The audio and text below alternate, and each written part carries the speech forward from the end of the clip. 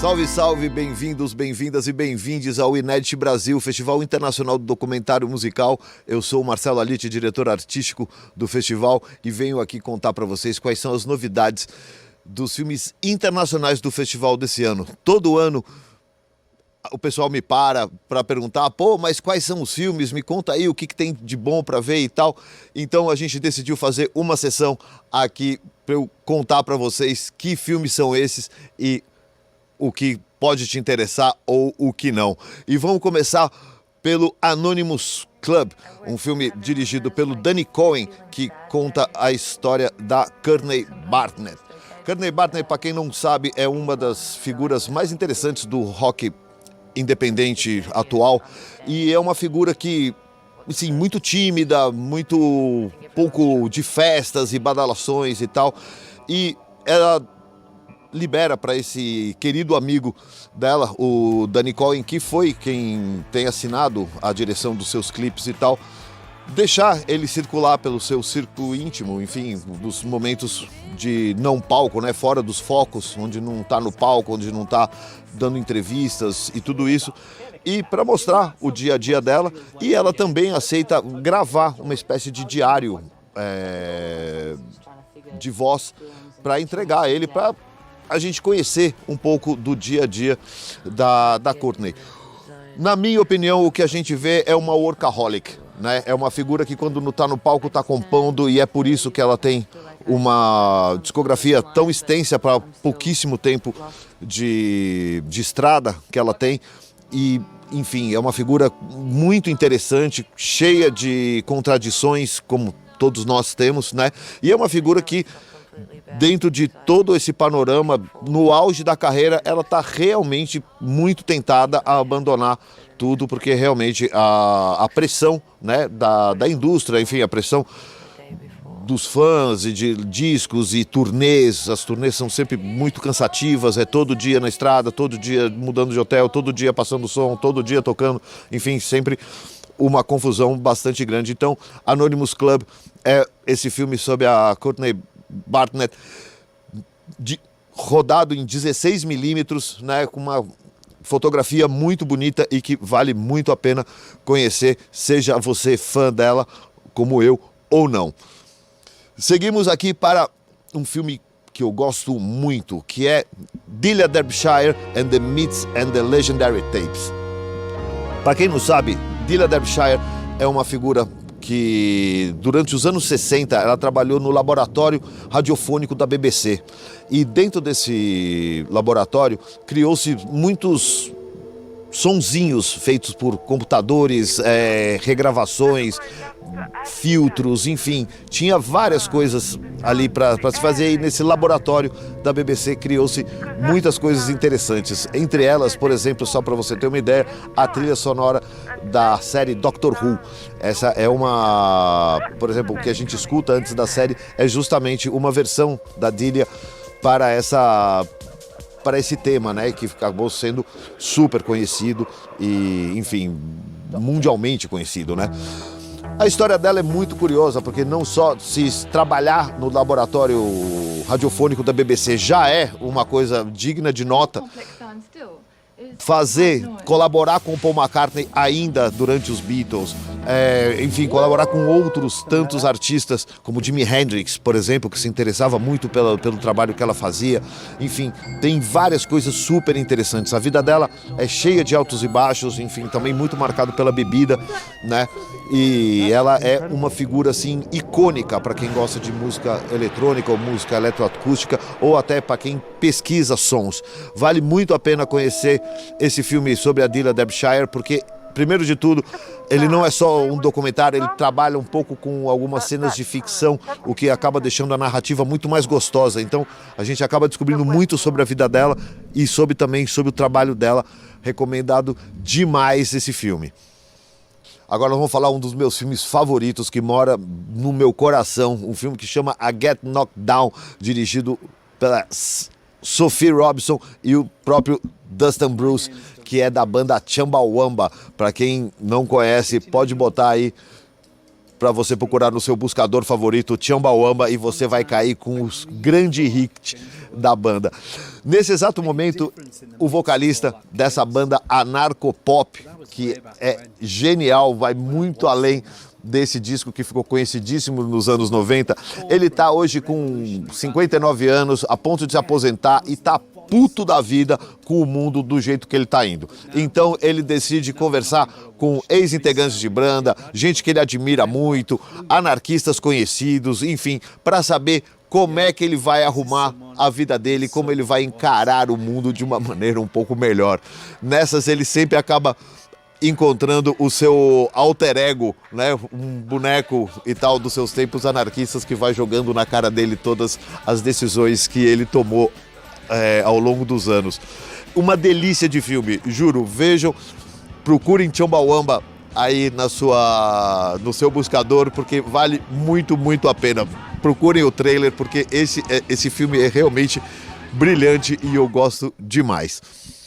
Seguimos aqui para Getting Back, The Story of Cymande. Cymande, uma das bandas mais especiais dos anos 70, formada em Londres só por imigrantes vindos de ex-colônias britânicas. Eles fazem uma mistura de funk, soul, reggae, rock, jazz, enfim, tem um monte de coisa legal.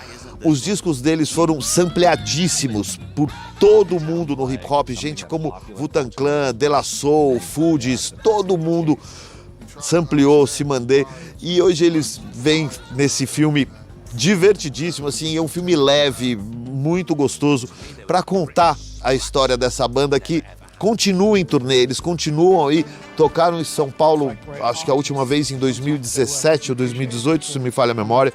Tive a sorte de ver, eu que nunca tô em São Paulo quando tem os bons shows, eu tô sempre viajando, ou seja, eu sou um cara com uma péssima sorte para ver show, mas esse eu consegui ver e realmente é incrível. A história de vida deles é muito legal e os grooves é para se perder, né? Uma banda que tem um baixista como esse realmente não tem como dar errado.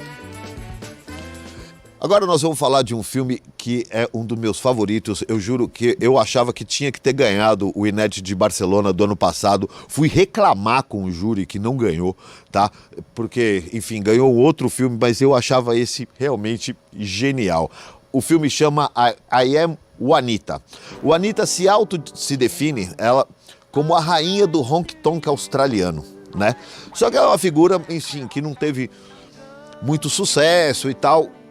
E ela joga essa culpa porque ela nunca gravou nos estúdios lendários dos Estados Unidos, nem que ela teve um grande produtor, né? Então ela decide juntar uma grana e produzir seu próprio disco nos estúdios que ela realmente sonhou e que ela quer fazer. E ela se manda para os Estados Unidos, e esse é uma espécie de road movie que vai passando por esses estúdios todos, como o estúdio da Sun Records, onde Elvis, Johnny Cash, Carl Perkins, Roy Orbison, todos esses gravaram, e ela passa por vários desses estúdios para fazer essas gravações. É nessa viagem que a gente vê bem quem é o Anitta, que é uma figura, como todo mundo, cheio de altos e baixos, cheia de contradições. Tem momentos super toscos e momentos de uma beleza incrível. É um filme que vai te levando para cima e para baixo o tempo todo e você vai conhecendo ela um pouco melhor. Mas enquanto a gente vai conhecendo ela melhor, em casa tá o marido dela, um turco super careta, super conservador, que tá lá arrancando os cabelos porque o Anitta está nos Estados Unidos e ele está desesperado, enfim, para saber onde está a mulher dele e o que ela está fazendo com toda essa grana. Vale muito a pena. I Am Juanita, um filme australiano de 2020, dirigido pelo Matthew Walker. Anote aí, I Am Juanita vale um montão a pena. Porque em seguida eu vou falar do filme que realmente ganhou o Barcelona em 2021, que é a Lydia Lunch, The War is Never Over, dirigido pela Beth B. Para quem não conhece, Lydia Lunch é um personagem muito polêmico, desbocada, enfim, tem uma história de vida muito dura, realmente muito difícil, né? Ela foi abusada pelo pai na infância e na adolescência, fugiu de casa adolescente e caiu na cidade de Nova York do final dos anos 70, onde, em plena explosão do punk e da contracultura naquela cidade. E a partir daí ela se virou como pôde, né? Enfim, escreveu muitos livros, poesias, teve banda, enfim, Lydia Lunch fez e aconteceu. E aqui ela conta a história dela do seu próprio ponto de vista, né? Muita sexo, drogas, palavrão, fúria contra o patriarcado, tudo que ela tem direito tá aqui e ela é uma metralhadora, ela não tá aqui para agradar ninguém. Ninguém, assim, o discurso dela é muito pesado, é muito duro e ela com um copo na mão e um cigarro na outra vai contando toda essa experiência. É um filme muito duro. Conversei com o júri, né? Como eu falei antes, conversei com o júri, ele falou, pô, por que não ganhou o Anitta, ganhou Lydia Lunch, né? Porque, poxa, eu gostei tanto do Anitta. E, enfim, a resposta de um dos membros do júri foi que Lydia Lunch assim, é o que ela é. Não existe nenhum tipo de transcendência. O que você vê ali é a transparência. Lydia Lunch não está tentando te convencer de nada, ela só está dizendo aquilo como ela vê, e isso para o júri de Barcelona do ano passado foi muito mais importante do que, enfim, as peripécias de Anitta. Então fica aí o filme da Lydia Lunch, The War is Never Over, que, enfim, para quem gosta de punk rock, para quem gosta de contracultura e das coisas mais alternativas, eu tenho certeza que vai agradar muito. Vamos falar agora de um filme incrível que eu adorei, que chama Rewind and Play, dirigido por Alain Gomis. É um filme que divide a coprodução entre Alemanha e França e é um filme que retrata o Thelonious Monk da última vez que ele foi tocar em Paris. Para quem não sabe, Thelonious Monk teve problemas neurológicos e parou de tocar em 1972. Essa viagem é de 1969, né? E Monk chega na cidade para fazer 2 shows e depois de uma das apresentações, a televisão francesa tinha convidado ele para fazer um especial de TV, onde, enfim, ele seria entrevistado e depois tocaria alguns temas e tal. E ele já está nesse processo de demência muito avançado e ele já não consegue fazer entrevista, as respostas são curtas, enfim, ele às vezes não entende o que o entrevistado pergunta, enfim. No final das contas, esse especial de TV nunca saiu, ele nunca foi para televisão, porque realmente os produtores consideraram naquela época que não tinha material digno ali. E esse material ficou esquecido por mais de 50 anos. Agora ele foi remontado e aí inclui não só as fitas do estúdio, né, dessa entrevista falida, né, mas também o Monk chegando em Paris, descendo do avião, passando no bar do hotel, né, na recepção do hotel, fazendo um pouco do show e em algum momento tem toda essa questão da entrevista que não acontece, né? E que em determinado momento o próprio apresentador fala, bom, então toca um pouco, né? E aí você vê que a capacidade musical dele está intacta, que Thelonious Monk continuava sendo Thelonious Monk, o músico, mas já com muitos problemas neurológicos, né? Enfim, um filme muito duro, né? Porque ele retrata o apagar das luzes de uma grande estrela do jazz, né? Pelo menos para mim, Thelonious Monk é um dos maiores nomes da música do século XX. Eu gosto demais e você vê essas imagens dele se apagando, enfim, dele já saindo de cena. Tem uma tristeza, mas tem uma beleza muito grande também. E, enfim, para quem gosta dessas histórias de bastidores, Rewind and Play vale muito a pena. Agora nós vamos falar do filme No Ordinary Man, um filme dirigido por Aisling Chang-lee e Chase Joy, filme canadense de 2020, que conta a história de Dorothy Tipton. Dorothy Tipton era uma talentosíssima pianista de jazz, circulava pelos clubes conseguia tocar e tal, mas ela não tinha o reconhecimento que ela gostaria, né? Ela queria ser aceitada, que ela tocasse em clubes mais importantes, fazer colaboração com músicos que ela admirava e tal. E um belo dia ela resolveu se vestir de homem e adotou o nome de Billy Tipton. E como homem, ela foi aceita em todos os clubes que ela quis, ela gravou discos, fez colaborações e assumiu uma personalidade masculina. Se casou, né? O filme deixa mais ou menos claro, mas enfim, se casou com uma ex-prostituta, né? Certamente vocês devem estar se perguntando sobre todo o aspecto sexual e tal, e eu não vou dar esse spoiler, o filme conta essa questão toda, mas a questão é que Dorothy virou Billy e morreu como Billy.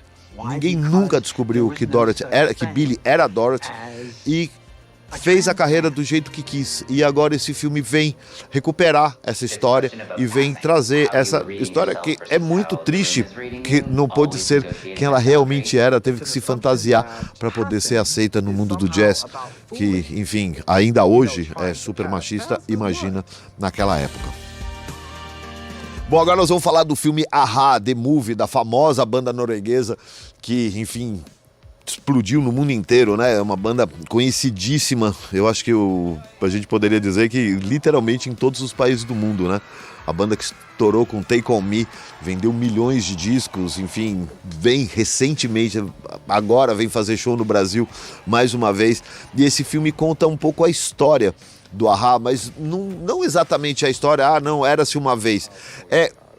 Esse filme conta um pouco o que o A-ha acabou fazendo com seus integrantes, né? É uma coisa muito curiosa, isso não é o spoiler, mas enfim, o que me chamou mais atenção é que os membros da banda não são amigos. Eles não estão nem aí um pro outro, assim, é uma relação de trabalho, né? É uma relação de a gente tá aqui, vamos fazer essas músicas, vamos turnê, fecha a conta, dinheiro no banco, vamos para casa, né? E é muito interessante porque mesmo sendo assim, o trabalho é duríssimo, né? Assim, é um trabalho realmente profissional, de até essa música não ficar boa, a gente não vai embora daqui, né? Então, é um filme muito interessante para conhecer, não só para quem é fã, né? Mas assim, para quem quer conhecer melhor todos esses bastidores de música, de composição, de gravação, de produção e também de produção assim das turnês e tal. É um filme que dá muitas pistas de por onde vão as coisas nessas grandes bandas, né? Assim, que são conhecidíssimas e que fazem turnês pelo mundo inteiro. Vale muito a pena ver esse filme do A-ha, seja você fã ou não, que coisas muito interessantes acontecem aí. Bom, agora nós vamos falar de um filme que eu gosto muito e principalmente pelo ambiente que ele resgata, né? Eu tô falando de um filme chamado Other Like Me, The Oral Story of Cool Transmission and Throbbing Gristle, que é nada mais, nada menos que a história de um bando de maluco que são pioneiros da música eletrônica e também da música experimental na Inglaterra. Eles começam nas ocupações, nos squats, no final dos anos 60, vão comprando instrumentos, enfim, tem toda uma questão com o movimento anarquista, isso eu estou falando muito antes do punk, tá? Uma galera fazendo música experimental, trabalhando com sintetizadores, enfim, buscando instrumentos diferentes e tentando fazer coisas diferentes, assim, muito mais do que provocação pura e dura. A galera o que tenta é realmente fazer coisas diferentes. A história é espetacular, porque assim, não tem só assim, a questão das ocupações, a questão de pegando instrumentos de onde dá e tal, mas assim, tem coisas muito loucas, né? Como uma das protagonistas, por exemplo, começa a fazer fotos, começa a fazer pornografia para levantar grana e investir em produção, enfim, tudo isso não só para bancar a banda, mas enfim, como um desafio artístico, né? Ou seja, é um pessoal que colocava os desafios artísticos muito a sério, né? Muito além de dinheiro, muito além de contato com gravadora, vou lançar disco, vou fazer turnê. Essa galera não estava nem um pouco interessada nisso. né? E sim estava interessado na criatividade, na arte, na inquietação da criatividade, e isso é muito interessante. Esse filme traz os personagens hoje em dia falando daqueles tempos. É uma galera que brigou muito, tretou muito, enfim, que vê as coisas hoje com uma perspectiva histórica diferente, mas que realmente sabem o quanto eles foram transcendentes na questão da experimentação, do comportamento, enfim, e da relação entre artistas e público. Vale muito, muito a pena. Esse filme chama Other Like Me. Vale muito a pena conhecer essa galera, mesmo que você não goste de música barulhenta, de música eletrônica. É um filme fundamental para entender muitas coisas que aconteceram na virada dos anos 60 para os anos 70. Seguimos agora com um filme chamado El Niño de Fuego, filme dirigido pelo Ignacio Acuña, filme espanhol de 2021, teve no Docs Barcelona e estava inclusive indicado para os prêmios Goya, que para quem não sabe, os prêmios Goya seriam como o Oscar espanhol, né? É quando a Academia de Filmes espanhola dá os seus prêmios. El Niño de Fuego era um dos indicados ao melhor documentário, que é um filme, amigo, que me deixou muito inquieto, assim. Eu confesso que é muito duro. O personagem, Aleixo Paz, conhecido como El Niño de Fuego, ele sofreu quando era pequeno um acidente automobilístico e ficou com o corpo completamente queimado, tá? Ele tem as sequelas desse acidente até hoje, é visível, né? Ele está todo queimado. E hoje, a ponto de fazer 18 anos, ele está em casa destilando ódio e frustração na casa dele, escrevendo rap para um público imaginário, né? Ele está ali escrevendo letras, ele está botando toda a dor dele para fora.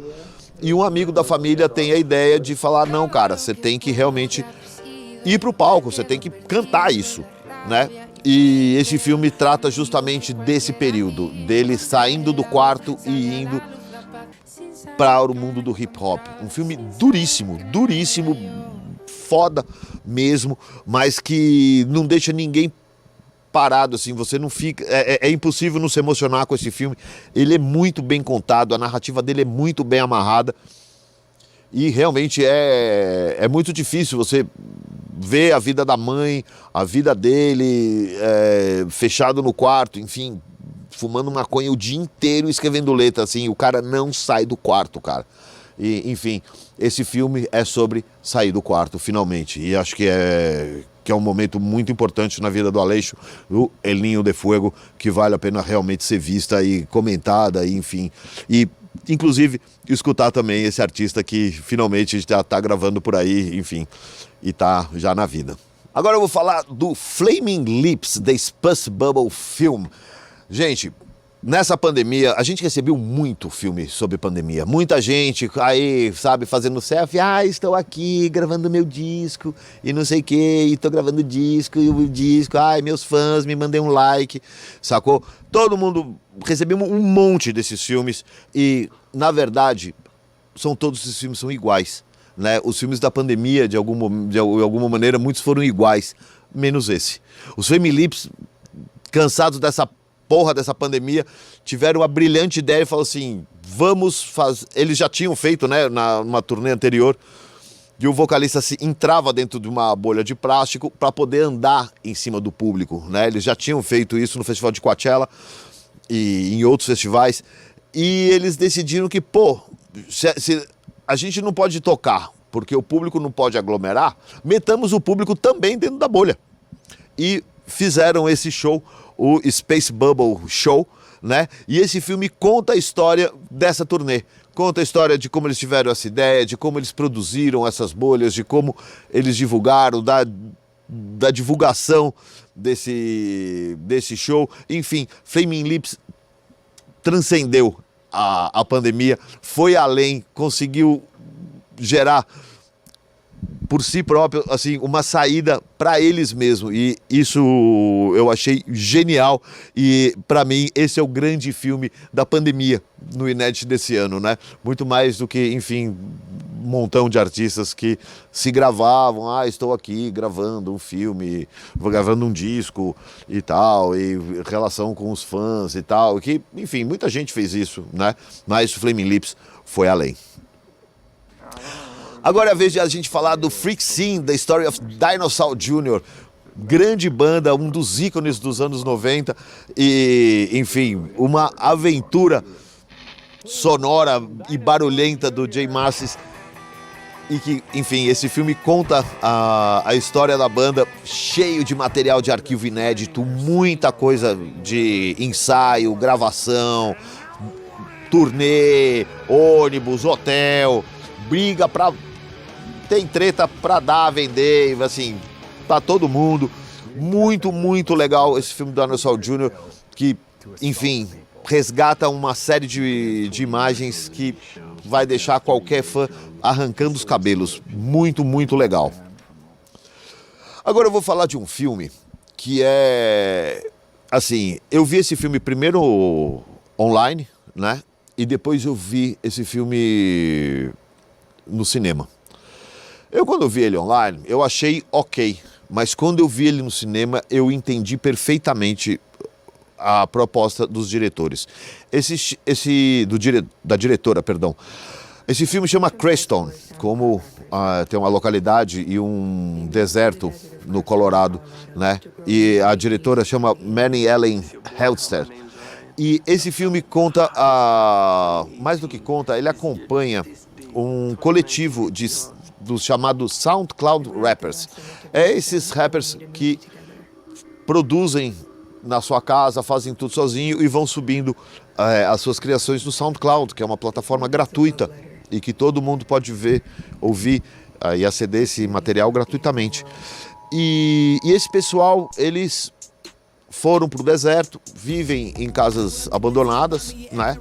Ficam lá plantando maconha com pouquíssimo dinheiro, vão para a cidade de vez em quando comprar um pouco de comida e ficam indo nas casas abandonadas, desmontar coisas para vender e tal, e continuam vivendo nesse coletivo onde todos compõem, todos produzem, todos ajudam na plantação, todos arrumam uma grana para ver se consegue comida.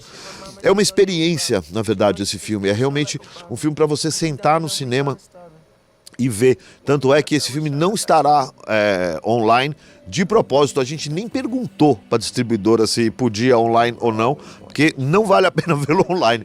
Venha para a sessão, porque realmente é uma experiência de entrar junto com essa galera e viver esse tempo lento que esses jovens vivem, né, nessa experiência aí no deserto. Muito legal, filme muito interessante, que é claro...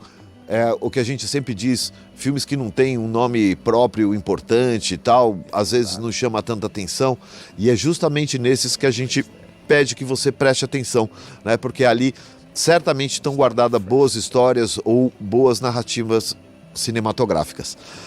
O filme que eu vou falar agora chama Nothing Compares. Exatamente, se você pensou na música da Sinéad O'Connor, acertou. Esse filme é sobre a Sinéad O'Connor e está dirigida pela Catherine Ferguson. Um filme de produção inglesa e irlandesa para contar a história dos primeiros anos da Sinéad O'Connor. Tá? Esse filme se senta nos anos entre 87 e 92, que é quando ela aparece para o mundo, por assim dizer, né, com as gravações fantásticas do primeiro disco, né?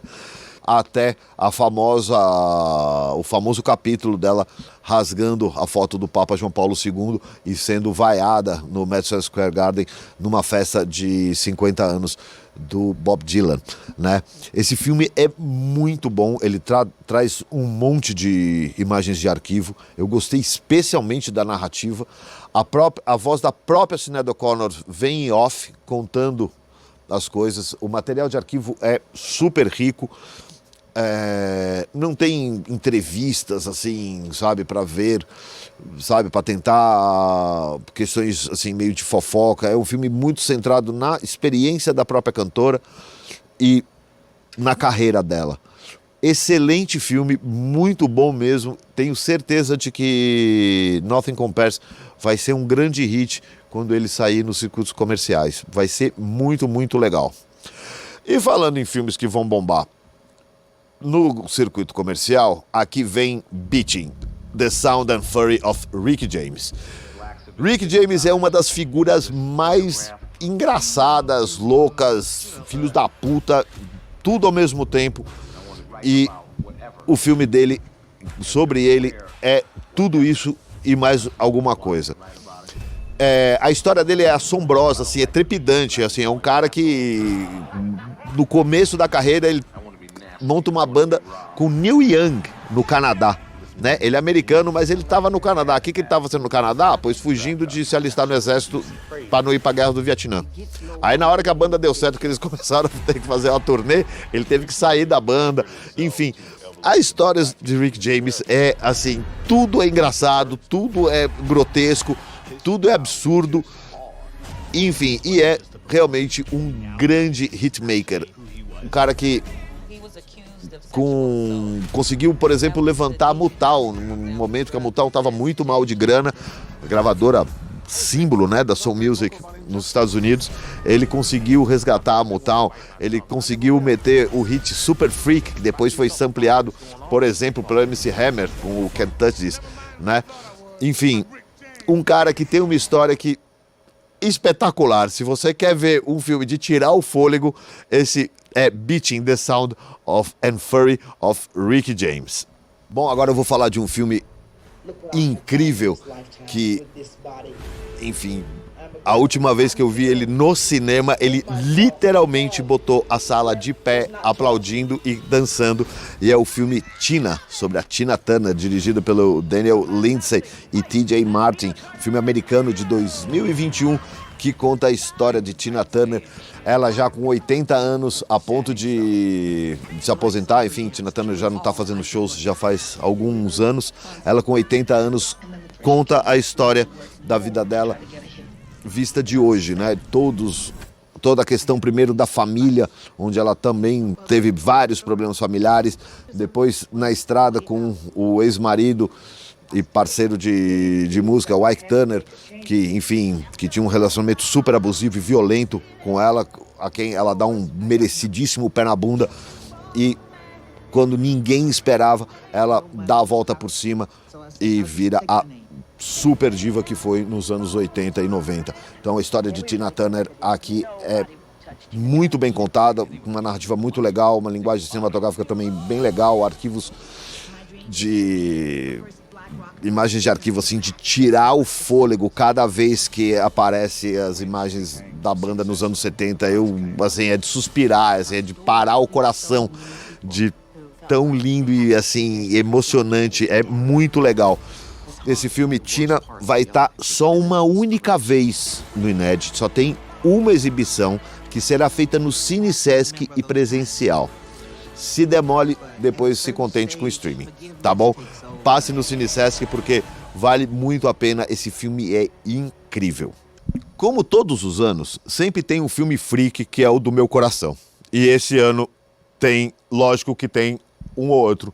E é aquele filme que, na boa, cara, pouca gente vai ver, eu sei, mas os poucos que vão ver vão ficar, tipo, velho, eu vi esse filme e veja esse filme. E eu vou falar dele agora, e esse filme chama The Unicorn. Eu tô há 3 anos tentando trazer esse filme, só agora que rolou. E eu não vou perder essa oportunidade de ver The Unicorn rodando numa sala de cinema em São Paulo. A história é a seguinte, Peter Grudsen é um cara que, enfim, o único feito razoável, assim, digno de nota dele no mundo musical é ter gravado um disco que chama The Unicorn, que parece, ou ele diz ser, o primeiro disco abertamente gay do country, tá? Essa é toda a medalhinha que ele tem.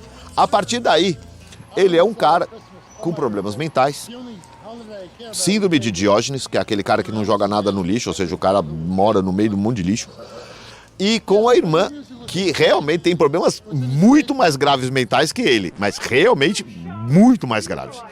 E esse filme registra o dia a dia dele, desse cara nessa casa, com essa irmã, com uma quantidade gigantesca de revistas, VHS, vídeos musicais e tal, e ele tenta, enfim, de alguma maneira, esquivar essa doença mental e o caos da casa dele através da música. E ele constantemente vai tentando compor e, enfim, se recolocar no mundo da música, mas realmente a vida para ele é muito difícil. Esse filme é uma joia, gente, assim, é muito louco, assim, é difícil porque o personagem não é fácil, tá?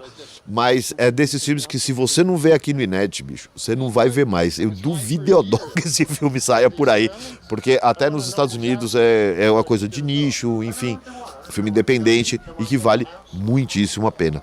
Procurem The Unicorn, não tô brincando, filmaço. Eu faço um festival pra trazer o The Unicorn. Exato, mano. É isso, velho, The Unicorn é foda. Agora nós vamos falar de um filme português muito interessante que chama Já Estou Farto, dirigido pelo Paulo Antunes. Um filme que teve no Indie Lisboa e no Docs Lisboa também.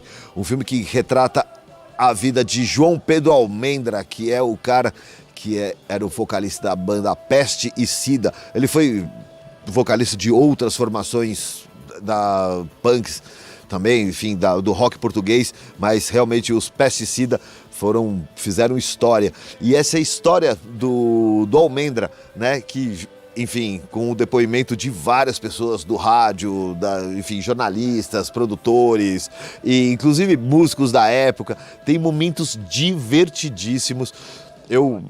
Um dos momentos mais legais para mim é ele sentado num banco de praça ali no bairro que ele nasceu e mora até hoje. Ele e a mãe conversando sobre os primeiros anos da carreira dele, né? A mãe falando dos cabelos, da roupa, e não sei o que, realmente muito divertido. E é um filme que eu gostei muito, porque é um cara que já passou dos 50 anos, no filme ele está aproximadamente 55, 56 anos, já encarando aí, indo para os 60, e é ele se olhando agora como artista, né? Com ser punk já em meia idade. E é muito legal, assim, muito, muito lúcida as colocações dele, enfim, e também a maneira como ele via o underground português na virada dos anos 70 para os anos 80, né? Muito interessante essa visão do Almendra, que, para quem não conhece os Peste e Sida, eu recomendo muito. Ele também foi vocalista do Cu de Judas, enfim, tem um monte de bandas muito doidas que vale a pena conhecer o trabalho do Almendra nesse filme Já Estou Farto. Agora eu vou falar da Cesárea Évora, um filme dirigido pela Ana Sofia Fonseca, um filme lindo, lindo, lindo, que traz imagens de arquivo da Cesárea, enfim, imagens feitas provavelmente pelos seus colaboradores, familiares e tal, e que aqui são montados de maneira que dê uma narrativa para a gente entender a vida da Cesárea. Tem depoimentos de colaboradores, managers, enfim, mas o que conta aqui realmente são as imagens da cantora. E é realmente incrível, né? Primeiro de tudo que Cesárea Évora colocou de uma maneira definitiva Cabo Verde na indústria musical europeia, pelo menos, né? Assim, aqui no Brasil também a gente tem uma proximidade muito grande pelo idioma, mas, enfim, Cesárea Évora colocou Cabo Verde no mapa do mundo, né? No mundo da música, definitivamente. E ela era uma cantora, assim, de bares, enfim, era uma pessoa... Cesárea Évora ter chegado onde chegou é uma coisa praticamente improvável, né? E, enfim, dali, desses bares de Cabo Verde para os melhores teatros do mundo, foi uma jornada muito dura, mas que dá para entender perfeitamente aonde está a graça da Cesárea Évora, que vai muito além daquela voz grossa e delicada dela, grave, né? Mas da sua personalidade, do quanto ela se importa com as pessoas mais próximas, né? E isso deixa muito claro no filme. Um filme muito delicado, muito bacana, surpreendente, assim, muito, muito bom, né? Esse filme da Cesárea Évora que você vai poder ver no cinema e também online aqui no Inédit. Meu caro amigo Chico, dirigido pela Joana Barra Vaz, um filme português de 2012 e que ficou engavetado até agora por questões de direito. Ela faz um filme carta para o Chico Buarque, que em 1974 compôs Tanto Mar, em homenagem à Revolução dos Cravos em Portugal, que terminou com a ditadura de Salazar e reinstaurou a democracia no país. E Chico fez essa música que, enfim, acabou sendo gravada e editada aqui no Brasil muito mais tarde. Os milicos precisaram sair e tal para poder liberar, acabar com o departamento de censura e essa música poder ser gravada. Mas a Joana, diretora do filme, pega a partir de Tanto Mar, dessa música, e volta, que nessa música se fala das sementes que se deixou no jardim, né? E a diretora fala que essas sementes, hoje elas germinaram, hoje é essa nova geração de compositores portugueses, e ela vai atrás desses compositores para entrevistar cada um deles. E o resultado é esse filme, Meu Caro Amigo Chico.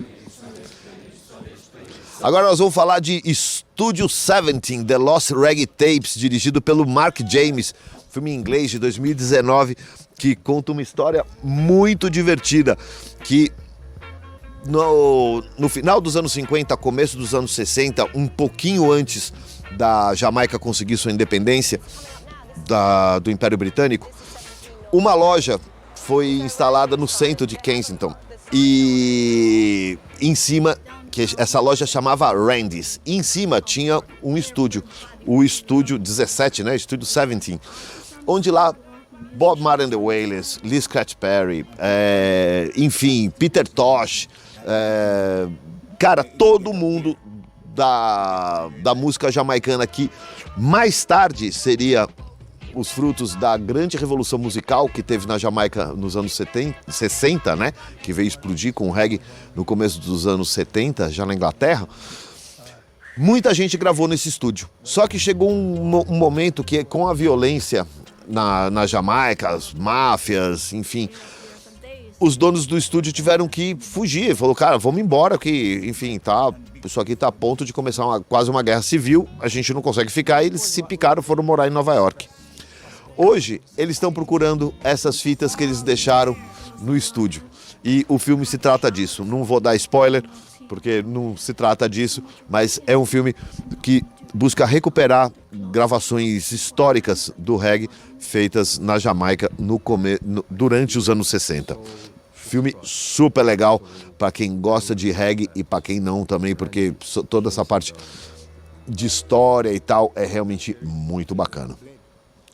Bom, eu vou falar de um filme chamado The Conductor, filme dirigido pela Bernadette Weinstein, filme americano que conta a história de nada mais, nada menos que Marian Alsop. Para quem não sabe quem é Marian Alsop, ela é simplesmente a regente que colocou a OSESP, a Orquestra do Estado de São Paulo, entre as maiores orquestras do mundo, né? Para quem não sabe, a OSESP agora, por exemplo, em outubro, vai tocar pela primeira vez no Carnegie Hall, a convite do Carnegie Hall, e a própria Marian Alsop, que hoje está trabalhando com a Orquestra de Viena, vai reger a OSESP. Enfim, a OSESP alcançou um nível de excelência e de respeito no mundo graças ao trabalho de 8 a 9 anos. Tem muitos outros, né, que trabalharam, o National, enfim, tem tantos outros que fizeram um trabalho até que chegou nela. E que, enfim, é uma figura incrível. Ela foi aluna do Bernstein, do Leonard Bernstein, que amava ela. Enfim, o que essa mulher faz é realmente incrível e vale muito a pena conhecer, né, pelo trabalho que ela fez aqui no Brasil e pelo trabalho que ela faz no mundo inteiro e pelo personagem gigantesco que ela é, né? É muito legal. Ela contando, né, como ela chegou em São Paulo, né, um amigo convidou, mas uma orquestra que tinha uma sala que era numa estação de trem, tudo muito esquisito, e ela chegou aqui e caiu de amores e fez o excelente trabalho que fez. Esse filme The Conductor é muito, muito bom, vale muito a pena que você conheça não só o filme, mas também a história da Marian Alsop. Vale de verdade.